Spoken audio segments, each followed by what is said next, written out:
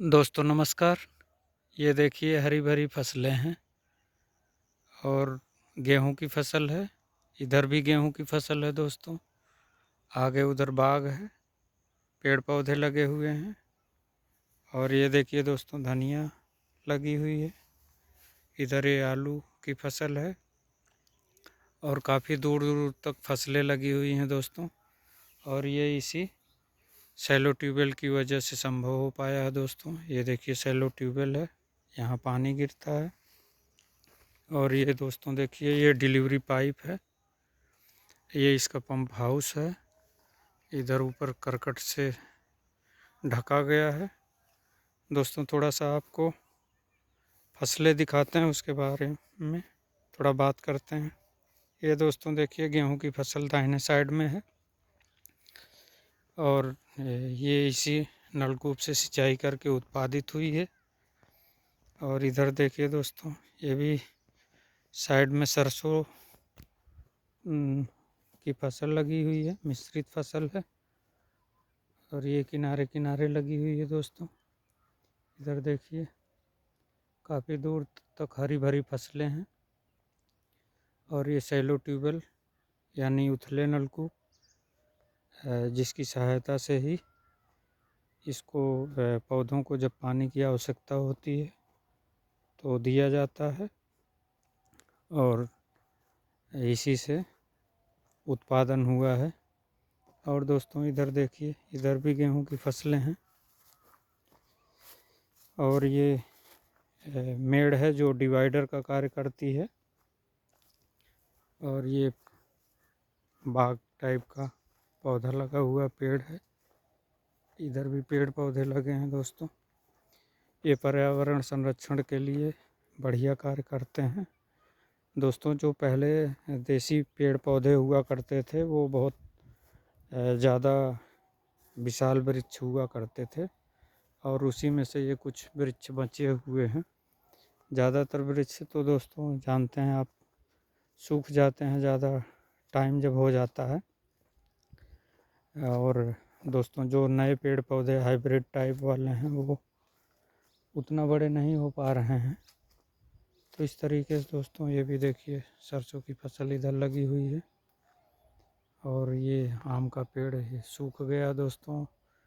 अब जो हाइब्रिड वाले पेड़ पौधे लगते हैं वो छोटे आकार के हो रहे हैं और वो उतना ज़्यादा विशाल नहीं हो पाते हैं। इसलिए जो उसके द्वारा पर्यावरण संरक्षण या जलवायु के दिशा में जो उल्लेखनीय प्रगति होना चाहिए उतना नहीं हो पाती है। तो पहले के जो दोस्तों वृक्ष होते थे वो बहुत ही विशाल वृक्ष रहते थे। उसी में से कुछ पेड़ पौधे बचे हैं। जैसे ये देखिए दोस्तों ये भी ये आम का वृक्ष है। अब वाले जो हाइब्रिड वाले वृक्ष हैं इतना बड़ा होने में उनको हो ही नहीं पाएंगे, उस टाइप का ये बीज ही नहीं है। इसलिए दोस्तों जो पहले से पेड़ पौधे लगे हैं उनको सुरक्षित रखना चाहिए, क्योंकि अब जो पेड़ पौधे हैं वो उस कैटेगरी के नहीं हैं।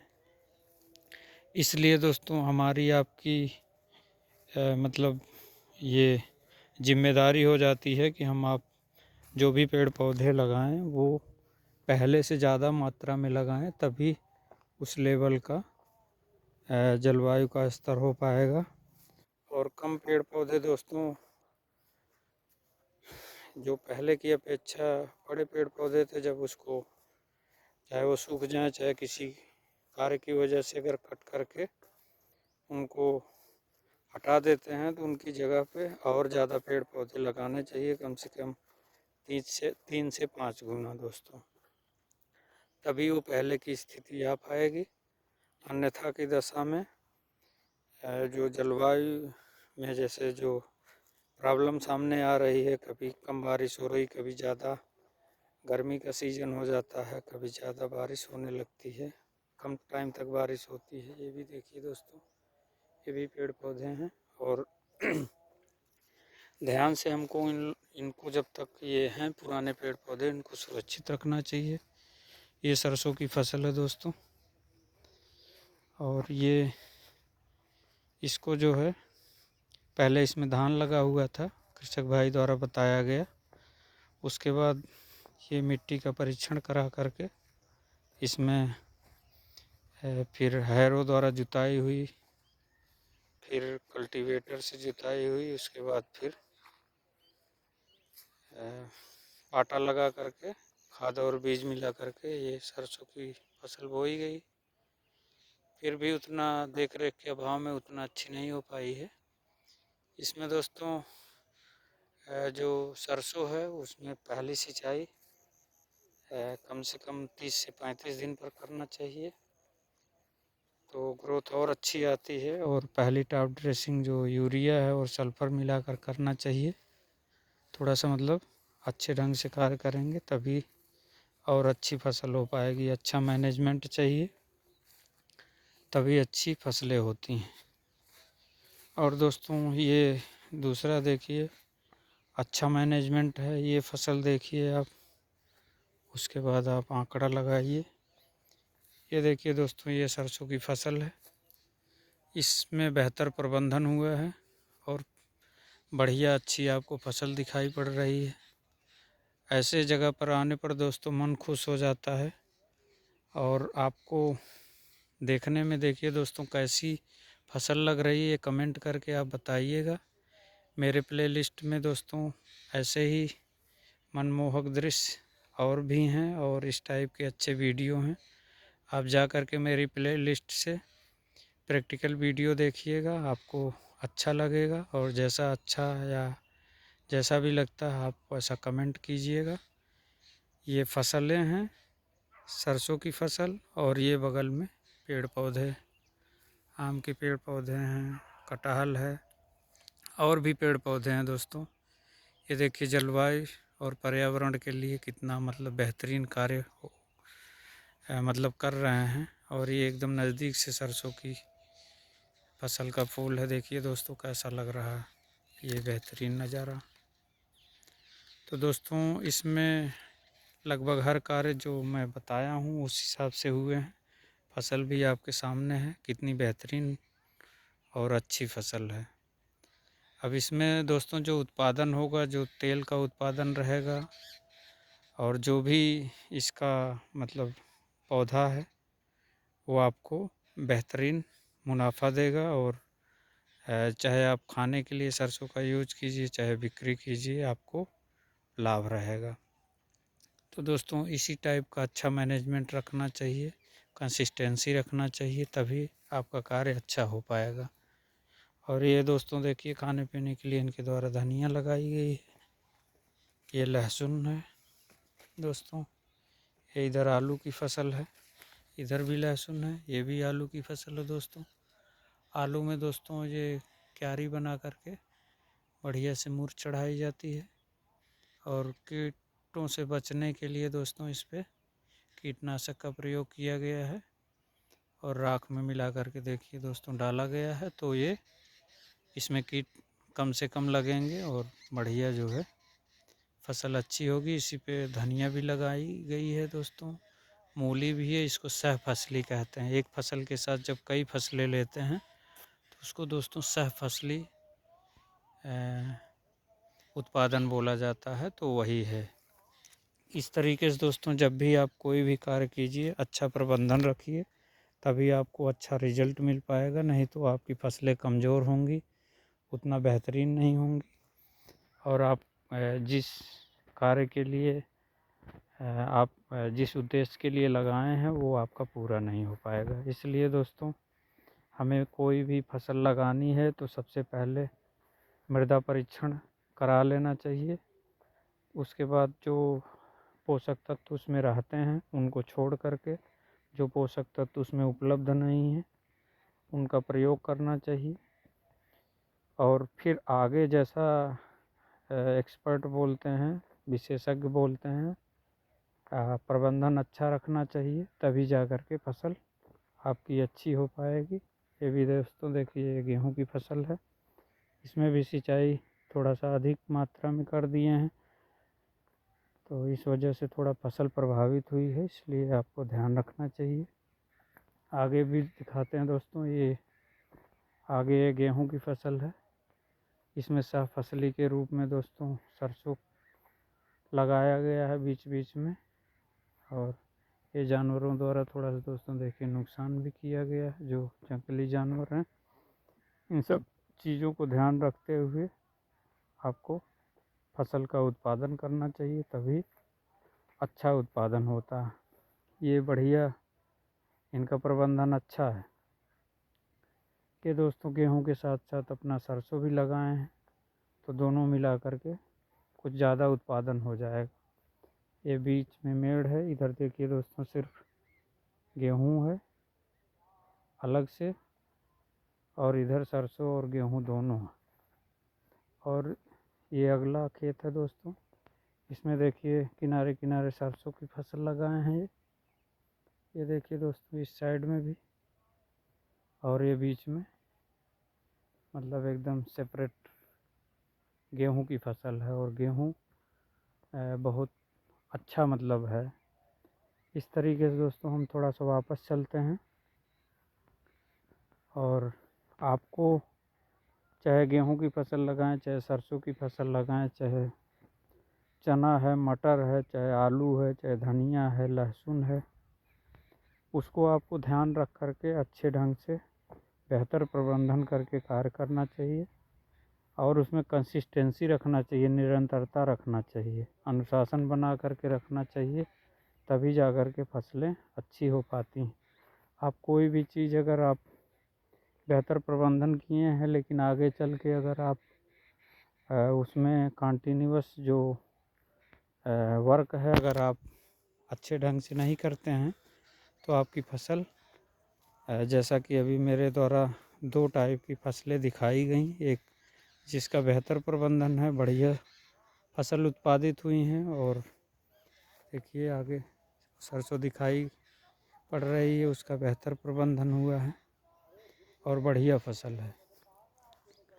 और ये गेहूं भी देखिए दोस्तों बेहतर प्रबंधन है, बढ़िया फसल है, फर्स्ट क्लास की। इसमें दोस्तों वही धान की कटाई करने के पश्चात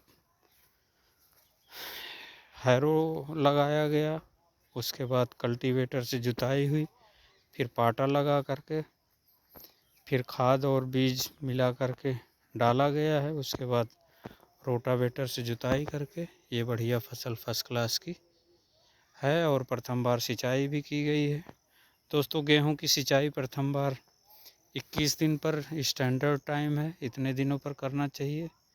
अगर उतने दिनों पर नहीं हो पाता है, तब आपको ध्यान दे करके कम से कम 25-26 दिन के अंदर ज़रूर सिंचाई कर देना चाहिए। और उसके बाद जब खाद डालने लायक हो जाए दोस्तों, तो urea plus zinc plus sulphur का प्रयोग करना चाहिए। जिंक से दोस्तों जो पौधे हैं वो हरे भरे रहते हैं, सल्फर से भी, और जो उसका विकास है, ग्रोथ है, वो अच्छी रहती है। और रासायनिक खाद का प्रयोग दोस्तों हो सके तो कम से कम कीजिए, जैविक खाद का प्रयोग कीजिए, जो गोबर की खाद है उसका प्रयोग कीजिए। इस तरीके से जब आप कार्य करेंगे तब बढ़िया रहेगा। और गेहूं की दूसरी सिंचाई जब उसको आवश्यकता हो उसी टाइम आप कीजिए, लेट नहीं होना चाहिए। लेट हो जाने पर जब पौधे बहुत बड़े हो जाते हैं तो आपको दिक्कत होती है। अगर दोबारा टॉप ड्रेसिंग करना है या सिंचाई में भी थोड़ा सा आपको प्रॉब्लम फेस करना पड़ता है। इसलिए दोस्तों आपको जो भी कार्य है वो प्रॉपर टाइम पर ध्यान देकर करना चाहिए। और दोस्तों ये जो सैलो ट्यूबवेल है, इसको कहाँ कराना चाहिए, किन कृषक भाइयों को कराना चाहिए, थोड़ा सा इसके बारे में बात करते हैं। दोस्तों ये जो सीमांत किसान हैं और वाटर लेवल और स्टेटा ऊपर है, जहाँ 100 फीट तक पानी आसानी से उपलब्ध हो जाता है, वैसे स्थानों पर दोस्तों सैलो ट्यूबवेल या उथले नलकूप का निर्माण कराना चाहिए। ऐसे उथले नलकूप का निर्माण कराने के लिए दोस्तों जो रोड है उसके किनारे का स्थान चयन करना चाहिए, और थोड़ा सा ऊंचा स्थान हो तो बेटर रहता है। तो कहीं भी आपको जैसे थोड़ा नीची जगहों पर भी अगर सिंचाई की आवश्यकता होती है तो वहाँ से उसकी आपूर्ति हो जाती है। और दोस्तों, सीमांत किसान किन कृषकों को सीमांत किसान कहते हैं? सीमांत कृषक दोस्तों जिनके पास 4 बीघे यानी 1 हेक्टेयर से नीचे ज़मीन होती है, कम ज़मीन होती है, ऐसे कृषकों को सीमांत कृषक कहा जाता है। और लघु कृषक दोस्तों जिनके पास 1 हेक्टेयर से लेकर के 2 हेक्टेयर तक ज़मीन होती है, ऐसे कृषकों को लघु कृषक कहा जाता है। कहने का मतलब 4 बीघे से लेकर के 8 बीघे तक जिनके पास ज़मीन है वो लघु कृषक हैं, थोड़ा सा अपेक्षाकृत सीमांत कृषकों से थोड़ा सा बड़े कृषक हैं। तो इस तरीके से दोस्तों ये 2 कैटेगरी है। और उससे बड़े जो कृषक होते हैं वो और बड़े बृहद कृषक होते हैं। तो आपको दोस्तों ध्यान दे करके आपको जो आवश्यकता है जैसी आप उसी टाइप का कार्य कीजिए। अगर उथले नलकूप का निर्माण कराना है तो शर्त यही है कि वहाँ स्टेटा और वाटर लेवल ऊपर होना चाहिए, तभी आपको उथले नलकूप या सैलो ट्यूबवेल का निर्माण कराना चाहिए। और अगर गहराई में पानी है 100 फीट से लेकर के 200 फीट तक, तो आपको ऐसे स्थान पे मध्यम गहरे नलकूप यानी मध्यम गहरी बोरिंग का निर्माण कराना चाहिए। वहाँ पे मध्यम गहरी बोरिंग कराना चाहिए। और अगर उससे भी गहराई में पानी है तो दोस्तों गहरे नलकूप का निर्माण कराना चाहिए। गहरे नलकूप दोस्तों जो उसका डाया है, व्यास है, वो ज़्यादा होना चाहिए। कम से कम 200 mm से अधिक की बोरिंग कराना चाहिए वहाँ से। 200 mm मतलब उसका जो डायमीटर है पाइप का उसकी बात कर रहे हैं। और बोरिंग की गहराई 200 फीट से लेके 300 फीट 400 फीट इस टाइप से रहना चाहिए, तभी वो फसल के लिए बढ़िया पानी दे पाते हैं। अन्यथा की दशा में दोस्तों जो गर्मी का सीज़न है, ये उथले नलकूप अगर आप जानकारी के अभाव में जहाँ मध्यम गहरा स्टेटा अगर आप वहाँ बोरिंग करा लिए तो आपको गर्मी के सीज़न में पानी मिलने में कठिनाई होती है, वो पानी छोड़ देता है, पानी कम देता है। दोस्तों जो सैलो ट्यूबवेल है इसका डिस्चार्ज 8000 गैलन प्रति आवर होता है। और जो गहरे मध्यम गहरे नलकूप है उसका डिस्चार्ज 10,000 गैलन प्रति घंटा से ऊपर होता है।